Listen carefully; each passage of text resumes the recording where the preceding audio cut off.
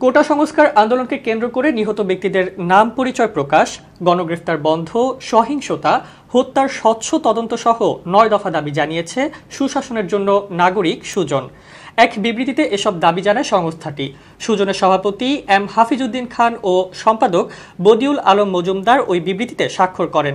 বিবৃতিতে বলা হয়, উদ্বেগের সঙ্গে লক্ষ্য করা যাচ্ছে যে কোটা সংস্কার আন্দোলনকে ঘিরে সৃষ্ট সংকট এখনও নিরসন হয়নি। শিক্ষার্থীরা হামলা ও ভাঙচুরের সঙ্গে যুক্ত নয়, সরকারের পক্ষ থেকে এমনটা উল্লেখ করা হলেও শিক্ষার্থীদের গ্রেফতার করা হচ্ছে। রাজধানী সহ বিভিন্ন এলাকায় ব্লক দিয়ে গণগ্রেফতার অব্যাহত রয়েছে, ফলে জনমনে আতঙ্ক সৃষ্টি হয়েছে। গণমাধ্যমের প্রতিবেদন অনুযায়ী 29 জুলাই পর্যন্ত রাজধানীতে 243টি মামলা হয়েছে। সারা দেশে 10,000-এর বেশি মানুষকে গ্রেফতার করা হয়েছে।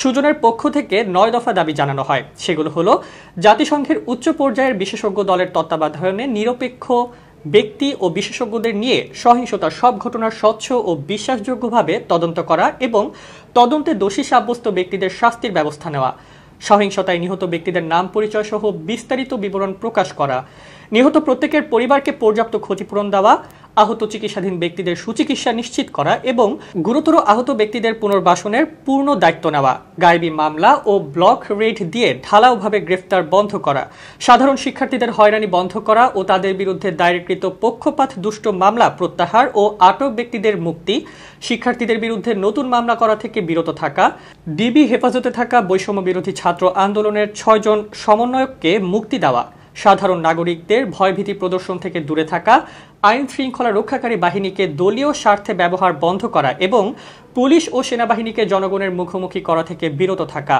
যথাযথ আইনি প্রক্রিয়া অনুসরণ না করে এবং সুনির্দিষ্ট অভিযোগ ছাড়া কাউকে তুলে নিয়ে পুলিশের গোয়েন্দা শাখায় বা থানায় হাজির করা থেকে বিরত থাকা।